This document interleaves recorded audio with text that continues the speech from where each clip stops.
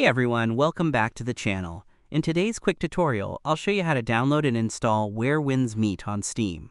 If you're ready to jump into the game, just follow these simple steps. Let's get started. First, open Steam on your PC. Go to the search bar at the top right and type Where Winds Meet. When the game appears in the search results, click on Where Winds Meet to open its store page. On the Games page, click the Play Game button. A new window will appear asking you to choose your installation drive. Select the drive where you want the game to be installed and then press Install. Make sure to accept the terms when prompted.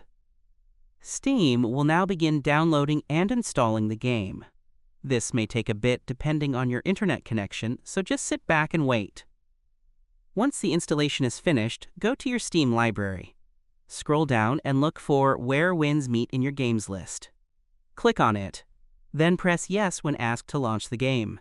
And that's it. You should now be able to play Where Winds Meet.